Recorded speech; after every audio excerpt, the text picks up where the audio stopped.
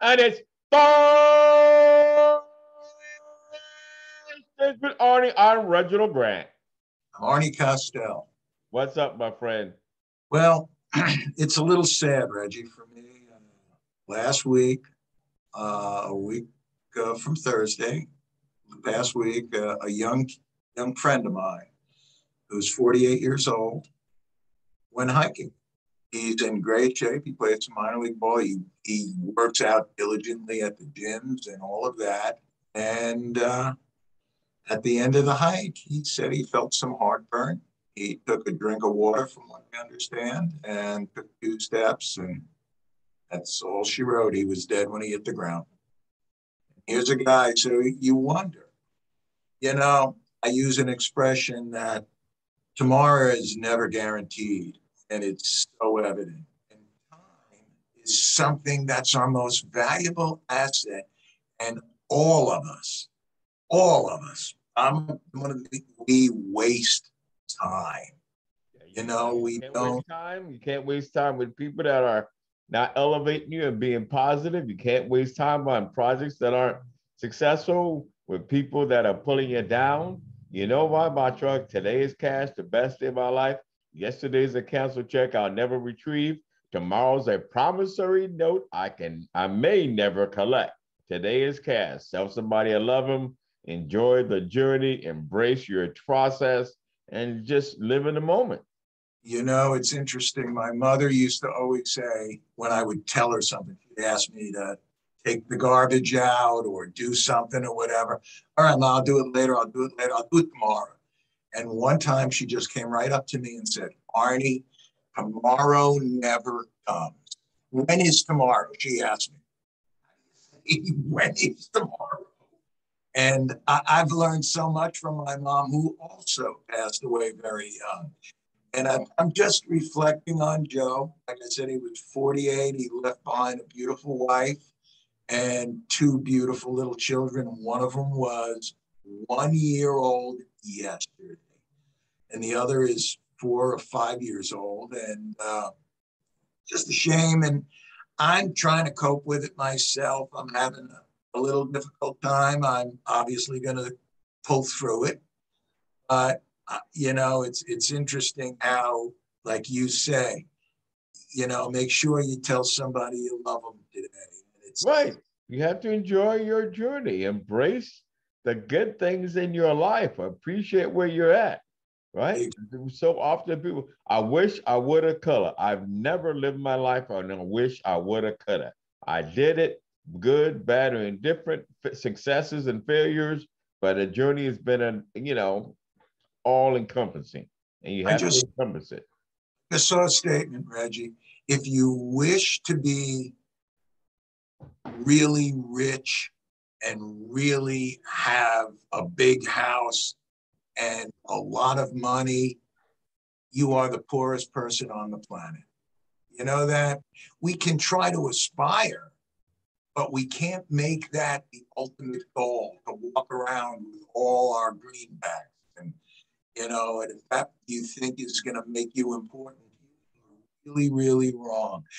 Recently I'm hearing from so many people who are calling me up just to say hi. I heard from one of Sean's friends, my friend Sean, who just texted me out of the blue and said, hey, Arnie, do you remember me? Yes, I do. And she said, I was at Dr. K's office. He's a shoulder guy that I recommend to everybody. And he thinks I'm the greatest thing since Swift. All I ever did, I coached his son and I helped, but I didn't do it all. Add some value to somebody's life. I helped his son. He got a scholarship to college. He's now a successful attorney, from what I understand. And but I didn't do it. He's the one who had to work, and that's his dad and his mom instilled that ethic in them. And when you see things like that, lately I'm having to focus on when people do that to me. They make me feel good. And boy, you've made me feel good when sometimes you'll call me. You called me out of the blue the other day just to see how I was doing. My my stockbroker did that to me. Arnie, are you okay? Because I think people, they heard it in my voice that this was tough. Not He's was a great guy. I remember, sitting on Arnie's benches and having a cigar with Joe, and he had the cigar case in his and collection, and sitting you down know, there, just having quality conversation. He was a good person, and just brought value to everybody that surrounded him. He would be sure did. He was one of that group, Reggie. When I told him that you were a cigar aficionado, remember he gave me 2 nice cigars. He would supply very expensive cigars to people just because that's the way he was. He was also I think they call it a mentor or a sponsor in AA. When you take someone who's that they're trying to go through that, right. and you coach them. Somebody else in some way. I don't know. I don't know what they call it, because it's okay. He worked in the marijuana business, and he's been sober completely. That's not drinking or ingesting any marijuana or anything for 17 years. And he used to joke with me because I was only 15 years. You youngster on the block. And yeah, I'm the young kid. And you're not going to have him see me young. Look at the color it is. And like I said, I'm so glad you got to meet him.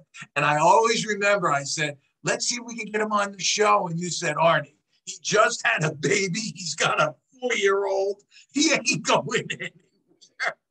I remember you saying that because you've gone through that with little kids. And that's an adventure. Oh, yeah. And see, that's what also, when I saw his wife, my first reaction was, I couldn't look at the little boy Orlando.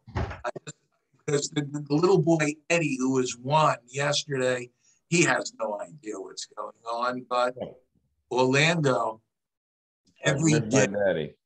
Yeah, every day Joe was one of his fathers. He would take them on scooters, those scooters, and drive them all over. And of course, he'd go faster, faster, faster. Every time we played this game, I'd have to throw from 40 feet, and Orlando could only throw from 20 feet. No, I don't care. I'm not giving it to anybody. I don't give you a little kid or not. I want to win. And he was a pretty amazing character, and he had so many friends. The outpouring of friendship is amazing. Like you just said, you got to meet him once, and he'll still leave an impact. And Reggie, as we said before, you can ask all these questions. You can ask why, whatever. It's not doing any good. There is no answer. You can make any answer you want. That could be the right answer, or it can all be the wrong answer. And in my mind, they're all the wrong. There is no answer why. And you just accept it. I lost my mother when I was 21 and she was 41. And, there is no reason why. We'll make up our own little excuses. I used to say, well, my mother, God needed another angel to sit by his side. That's what I used to say because that helped me out. Right. But with a 4-year-old or a 5-year-old, they don't comprehend that. Because hey, here's my daddy. He said he's passed, but today's Tuesday. We'll let him come back. So wherever he is, because I want to go on the scooters. It's a sad, sad thing. But and you have children, so you really kind of relate to some of that stuff, I'm sure. Yeah, but again, it's all about enjoying your journey, and there's nothing you can do. Yeah. And it makes you enjoy, embrace the process. He was a man that was full of life. I mean, we met several times. He was full of life. He was a quality guy. I mean, he was the kind of person you want to spend time with, the kind of person that added value to other people. And that's why, it hurts your heart because he was such a great guy. I know. He was so young with those kids where, he was looking forward to helping them move and groove along their lives and their journey. So, but they can be proud of the stock that they come from. Yes, they can. Yet, something you just hit on it right the nail right on the head. When they finally get old enough to hear people talk about their dad, they can Exactly. be very proud. He was just that kind of person. And, you know, and the fact of what time is, we can't waste it, Reggie. And we all I waste. don't. What you talking You about? of anybody, you're probably I waste it. Like, you know, So I know. stop wasting it. Embrace the moment. Do something that makes you smile, that makes you happy, that does all those good things for you. I just started doing another guard. There you go. Be in your happy place. And I needed to do that. It took my mind, and now I'm smiling and I'm feeling good and I'm feeling better and I'm just having a good time. And like I said, I can't wallow in a situation that I have. It's something I have no control and cannot do anything about. No, there's nothing that I can. Nothing I do, say, feel, whatever is going to change anything that transpired. Right. And asking questions is not going to help. So it's just, but this way we can remember him and say nice things as a person. You know, we can elevate him even more. No matter where he is, he's up in the heavens. Maybe we can elevate him a little bit. You know, it's funny. I was throwing a batting practice. That's one of my batting practices. And he played a little minor league ball. He always wanted to face me. We talked about it. And when I work out, I always put a hitter up there. Reggie, I don't know what's going on. I'm going to share my screen. Keep talking. Okay. And I always put a hitter up there. And when I was throwing on Sunday, I said, Joe, you're going to get your true dreams that you wanted to do. You're going to be hitting third in today's lineup. So, and I said, don't sit next to my mom thinking that she's going to help you out, but she's going to be pulling against you the same way you. There's a picture when you're both in heaven. So I threw, and I got him couple of quick pitches, and I blew one by him. And I said, Joe, I'm sorry. Even in heaven, I'm going to throw your butt out. And then I said, Joe, take another at bat. Your little boy's going to be looking on this one. I got 2 strikes. I laid one down the middle, and I envisioned him hitting, and I go, your little boy just saw you get a base hit.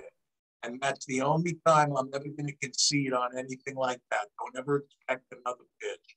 I'm just so nice up to a point when it comes to competing. That's what it is. And look at that picture. That's great, Reggie. That is absolutely good. Look at those smiles. Oh, man. But Reggie, you're a class act for getting all of this lined up the way it is. I just, I feel good. I'm talking to you and I'm feeling so much better, you know, about everything. And it's really good, Red. But I got to tell you, I struck him out.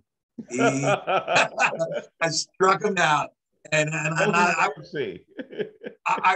at least I didn't knock him down. I was actually thinking of knocking him down, but I felt a little bad. So I just blew his butt away. That's all.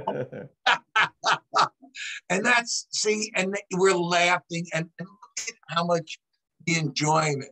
He'd be cracking up right now. He'd be cracking. I always, you know me, I'm the jokester of all those cigar smokers. So and everybody picks on me because I don't know, maybe it's because I'm the youngest guy there. You think so? No, wild man.